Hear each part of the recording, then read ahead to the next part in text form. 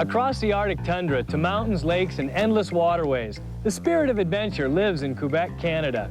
From the raging whitewater of the St. Lawrence River to the rugged terrain of Mont Tremblant, the opportunities for adventure are boundless. Join us as we cycle and raft through Quebec's wild country and make our own adventure on Trailside.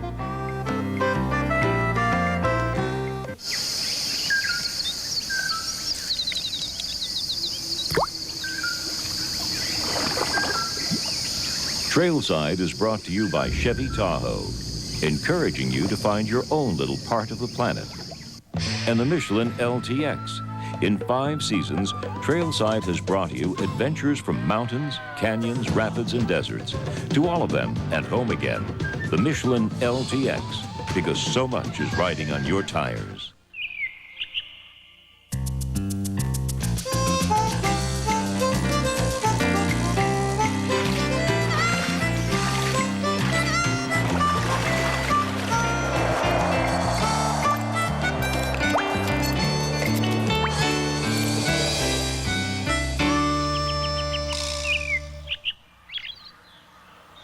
There's much to be said about getting away from it all and finding your own place in solitude.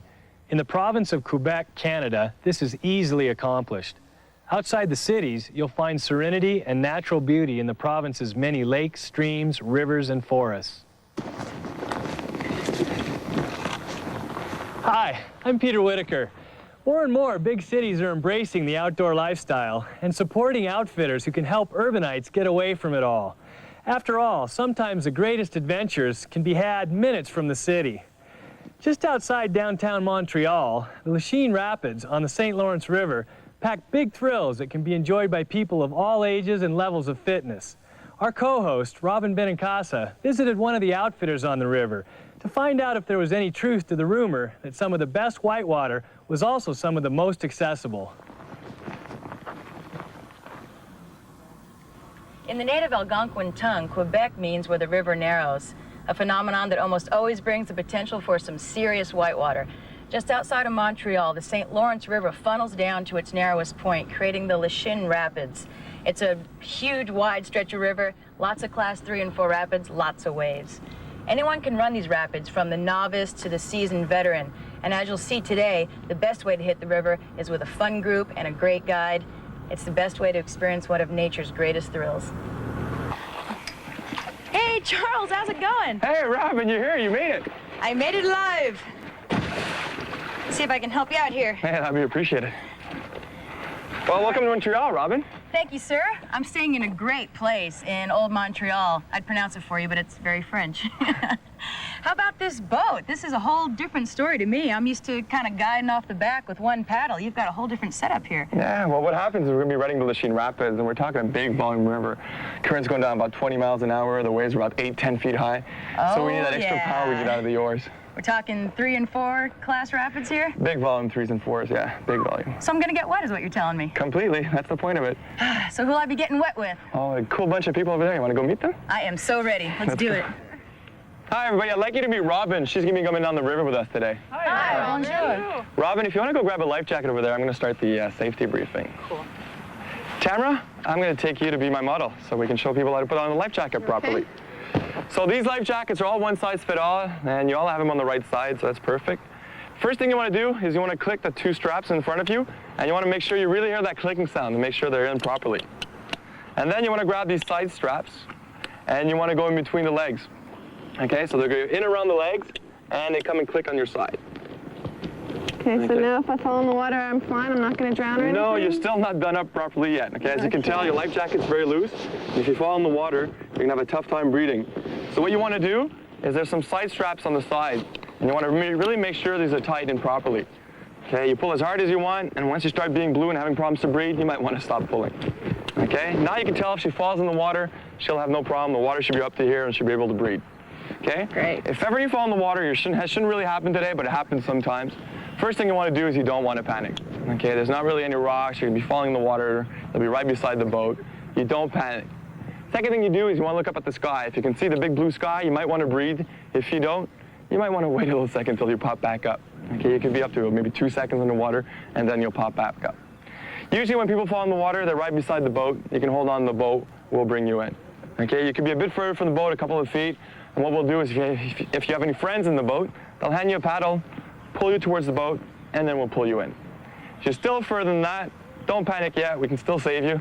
Okay, we have what we call on board a throw line, okay, a rescue bag. Basically, it's a bag full of rope. So if you're too far from the boat and you're drifting away, what we do, we hold on to one end and we throw you the bag and the rope comes out. When you catch the bag, you don't hold on to the bag because you'll keep going and going, and there's about 75 feet of rope in there. So you'll go 75 feet before you start coming back. So what you want to do is you want to hold on to the rope and then we'll pull you in. Okay, when you want to pull somebody in, there's a good way to do it so nobody gets hurt. Obviously, when the person's in the water, you'll be higher because you're in the boat. And a natural reaction people have is they pull on the arms or something, which is not good for the shoulders. Okay, you don't grab the person by the nose or anything. What you want to do is you want to grab them by the shoulders of the life jacket, and you want to pull them in. Okay, if you want a bit more help, you can sink them a bit. They'll come back up with a buoyancy, and then you want to bring them in. Okay, obviously, if they're friends, you don't sink them too much before you pull them in. Okay, so that's basically all you need to know. If we're all ready, we're just going to grab a paddle each, and we're going to head out. Everybody's ready? Yeah. All right, let's go.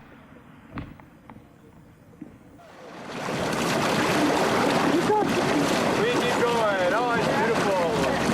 Who wants to go to Quebec City? We're on our way.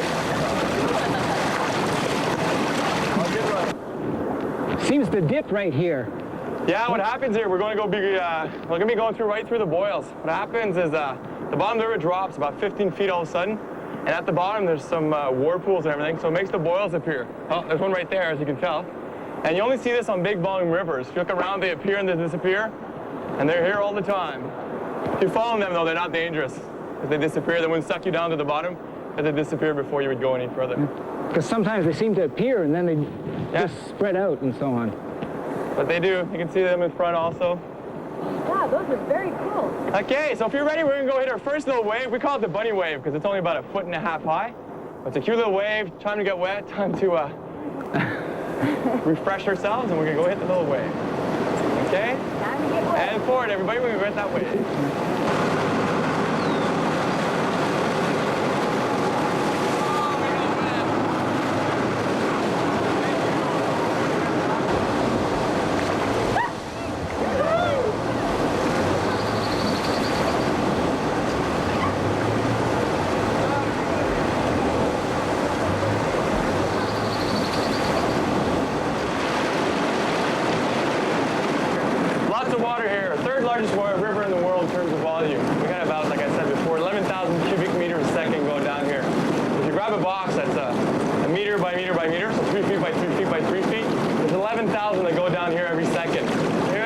Anywhere between 5 to 76 feet deep we've seen.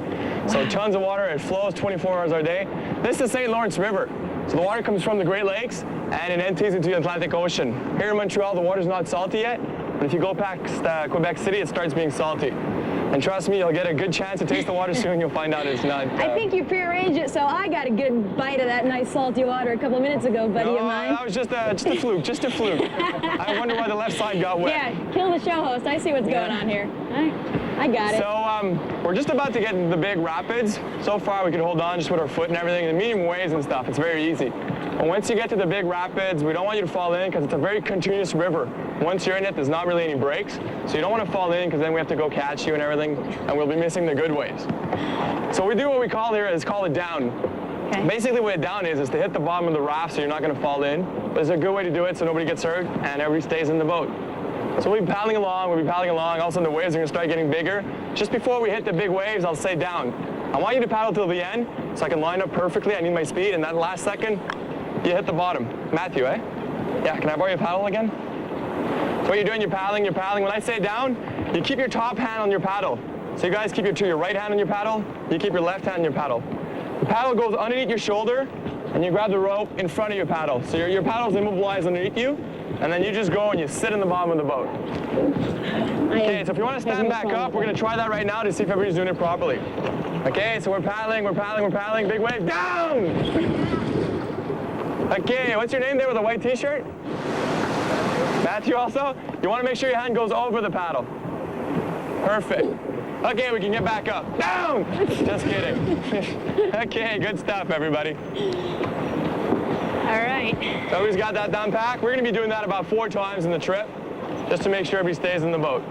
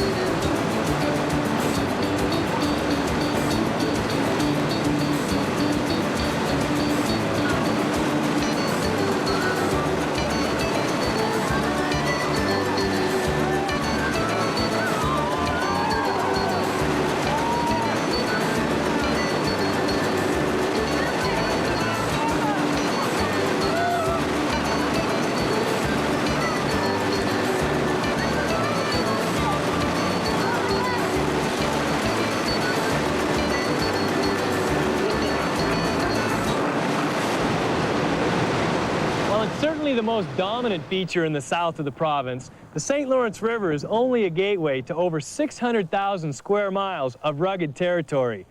Venturing to the north, you will discover Mont Tremblant in the Laurentian mountain range. Tremblant has always been associated with great skiing. What most people don't realize is that it is also laced with some of the best mountain biking trails in the area. Let's rejoin Robyn and local guide Michael Dalzell as they tackle one of Quebec's highest elevations.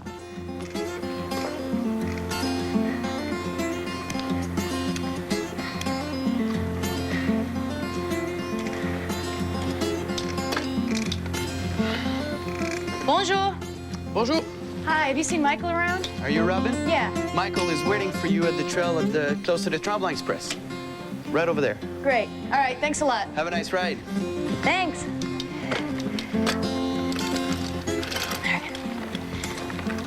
Hey, this must be the world-famous Michael. Are you Robyn? I am. Nice to meet you. You too. Welcome to Tremblant. Thank you, sir. All right. Thanks for providing me with such a nice warm-up hill. I really appreciate that. You've barely been breathing. You made it up that climb. Trying to kill me. Wow, what a great bike this is. Yeah. I've been riding it around town a little bit and love the suspension. What are some of the techno features on this thing? Well, I tell you, this is a full suspension bike, so today's your lucky day. Just to explain the suspension feature of the bike, it's this is the main frame suspension right here. Okay, this is the main shock of the bike, which allows the back wheel to travel up and down, okay? Right. When we're going down the hills, this thing's gonna ride like a magic carpet, you know, up and down and no problem at all, okay? I'll take your word for it. It also has front suspension right here, okay? A front fork that allows the wheel to travel up and down, which once again allows for a real smooth ride when we're going down the hills. The rear suspension also acts when you're climbing up the hill, giving you a lot of traction over small rocks and grooves and stuff like that. It'll keep the wheel to the ground and won't get a lot of bounce and that sort of thing. Okay, Great. This bike also has a lot of gears. Okay, you have 3 chain rings on the front, a granny gear, a mid-sized one, and the big one. Hooray for the granny gear. And then you have the mighty 8-speed cog on the back, which is a lot of speeds. It'll help you get up the hills. And you can see it goes from a pretty big chain ring right down to a tiny small one. So when you're flying down the hills, you'll be able to pedal. Cool. I gotta admit that as I was riding around, it was feeling really smooth, but I didn't give it the full once-over. Can you do that for me real quick? Yeah, definitely. Actually, it's pretty important to give your bike a bit of a look at before you go on the trails. You know, make sure that the brakes are working well. Okay, the rear brake is intact and it's not rubbing at all. as well as the front brake right here, okay? It's important that you're not getting any wheel rub and it's working fine. Right. Okay? As well as the cables. It's important that the cables are tight, you don't have a lot of play in your cable and it's working well, so the shifters work well. Yeah, the gears are shifting great. Exactly. Also, you want to make sure the pedals, your straps and your toe clips and your pedals aren't full with mud and all gunked up. Things are looking good right there. Great. And I brought I got a tire, I got a pump, I've got an Allen wrench, I got a spoke tool, and a tire arm. Those are all necessities when we're on the trails. You know, if you have a breakdown or a technical problem, you want to make sure you can fix it when you're out there instead of walking your bike, 10 miles back to a bike shop. It's a long walk. So we're ready to go, right? Yeah, we're ready to rock. All right. And you're not going to make me do any stretching or anything. I have my 2 cups of coffee. I'm ready to go. Actually, stretching is pretty important too, okay? We're going to start off with stretching the legs, hamstring stretches in around here. And then we're going to go into some quadricep stretches and some upper body stretches. Okay? Okay, let's do it. All right, so hamstrings first. Hamstrings are first. All right. Stretch them right out. Obviously, you stretched those before because you're getting right down there. Feeling pretty old, Michael. All right. Okay, we're getting some quads. Some quads. Yeah. All right. Stretch those are, we're gonna be working our quads pretty hard when we're climbing those hills, so just stretch them out. Okay. That feels kind of good, actually. All right, and then we're gonna stretch something that a lot of cyclists don't stretch is your upper body, your shoulders, okay, your biceps, your behind the arms, right in here. That's really important when you're mountain biking because there's a lot of upper body motion and a lot of jerking around when you're going down the hill. So you want to make sure that everything's nice and loose around the shoulders. Cool. And around the arms so that we don't have any pulled muscles or anything when we're going down those hills. Now you're talking about all these great downhills. What's the rest of the trail look like? I know you got to go up to go down, don't you? I tell you, we're going to be doing about a 4.5 kilometer circuit, which is about 3.5 miles in around there. Okay. And it starts off with a pretty long, easy climb. So we're going to get right into the blood and guts of it. Sweaty, long climb. Okay? Easy is a very relative term.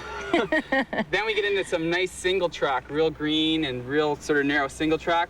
Might be a little muddy today because we had some rain last night and early this morning, so it's going to be true mountain biking at its best, actually. Mud is my middle name. I'm ready to hit it. Well, at the end, though, we got a long downhill, so make sure that you're ready for that. A long, sort of full-on downhill. So you ready to go? I was born ready to go. All right, let's do it. All right. Now, keep an eye out for me so you don't lose me on these wild trails.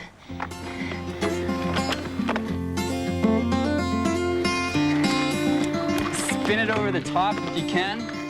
All right. Whoa, into some mud.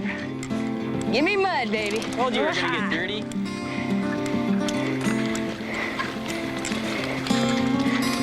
Boy, it's a little hard to spin out of that stuff, isn't it? Yeah. All right, let's have some fun. Right behind you.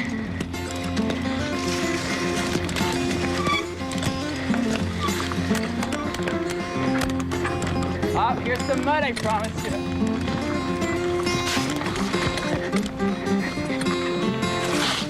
Yeah!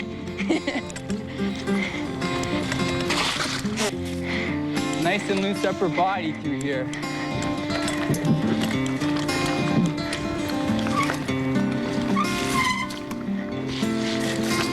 Oh yeah, getting dirty. Yeah, spin, girl. Push it through.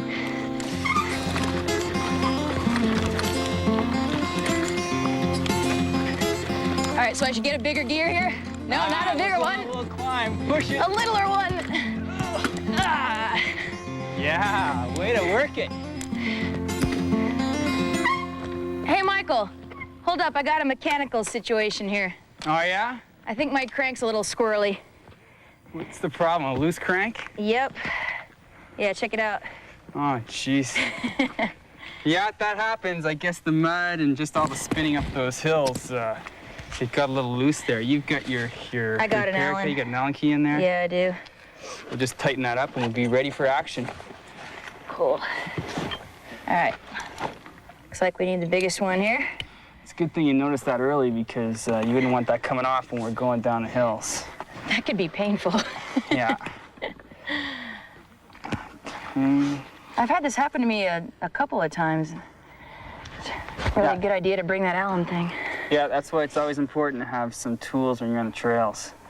And this is a common sort of, having your crank come loose is something that happens a lot. I mean, usually every time after a ride or before the ride, you go through all the whole tightening of all the cranks and all the key bolts, which this is definitely a key one. Cool, all right. There we go. That looks pretty good. She's solid. There you Thanks, go. bud. I'm glad you brought that. I knew I had you around for a reason.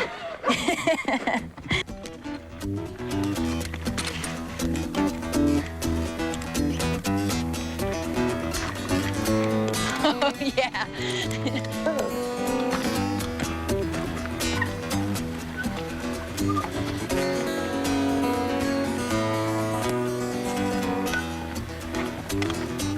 All right, so we're going down a downhill section now, switching to that bigger chain ring. Okay.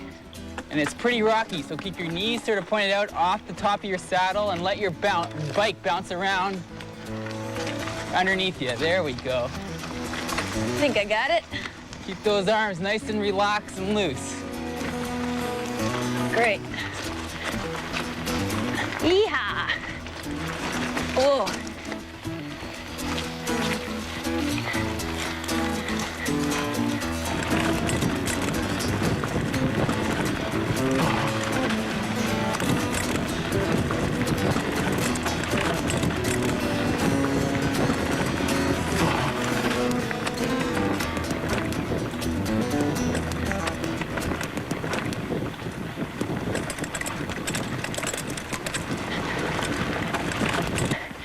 These trails are beautiful. How many kilometers of these guys do you have around? We got about 90 kilometers of well-marked trail, around the area.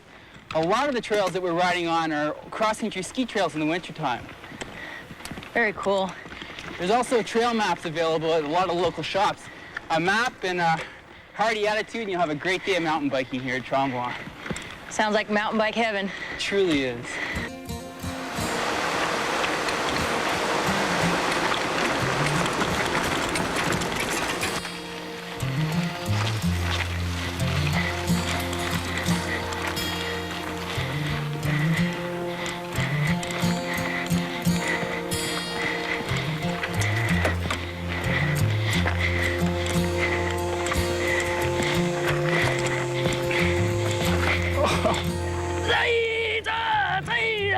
You're gonna blow me away. That's a tricky climb because of all the loose rock. Yeah. We can hop back on right here, though. All right, I'm going. All right, let's do it. Some crazy switchback.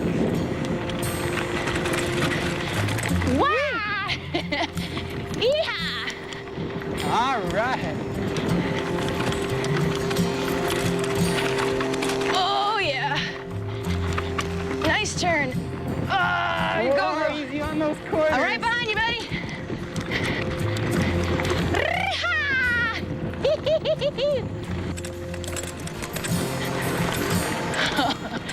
You're crazy. You're the man. I'm not quite that big a daredevil yet.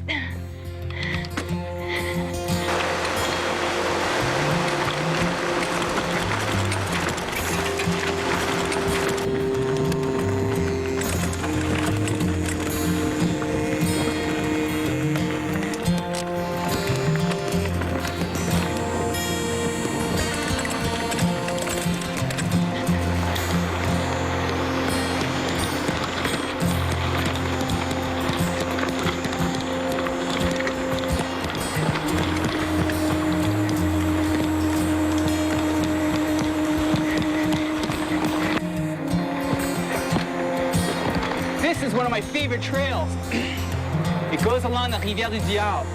The what? The Devil's River. That's what it's called in English. I gotcha. Ah, it's beautiful. Hey, Robyn, you feeling kind of hungry? Yeah. I'll tell you what, we got about a 6-kilometer uphill climb, and then we'll be at the most amazing spot for lunch. You're gonna make me work for it, aren't you? You bet, that's the name of the game. You're a true prince, I'm telling you. Let's do it.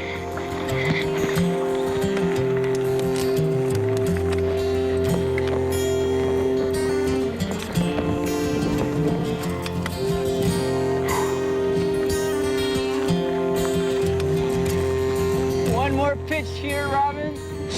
Oh. This better be it. All right. Good job. Good job. Yeah, that's a good climb for sure. You take me to the nicest places. Whew, I tell you, gorgeous. I come up here a couple of times a week, and every time I get up here, I'm blown away by the beauty of it. So I'm glad you get to experience the top of Mont Tremblant on a partially sunny day. Gorgeous. Man, thank you so much for taking me out here. My pleasure. It really was a pleasure. I love had it. a good time. By the way, Robyn, I forgot the food. You dog. This is the first time I'm gonna beat you on a downhill, buddy. Uh-oh. Woo. Shall we? Yeah, let's get out of here.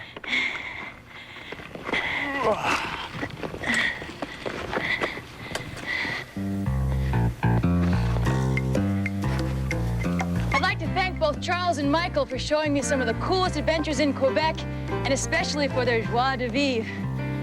Whether you're hitting the trails on your mountain bike or paddling some whitewater, having a local guide can really make all the difference.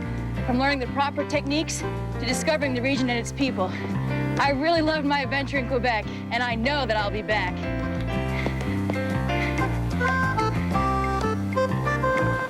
Quebec is a vast land with many faces. In addition to its geographic attractions, the warm and friendly people are renowned for their sense of fun and adventure. We had such a blast in Quebec during the summer that we've decided to come back in the winter to see what this countryside looks like under a blanket of snow. We're off to explore more of Canada, but we'll see you on the next Trailside. For additional information and to help plan your adventure in Quebec, contact Tourism Quebec or visit them on the web. The home video of this program, as well as other programs in the Trailside series, is available for $19.98 plus shipping and handling by calling 1-800-TRAILSIDE, 1-800-872-4574.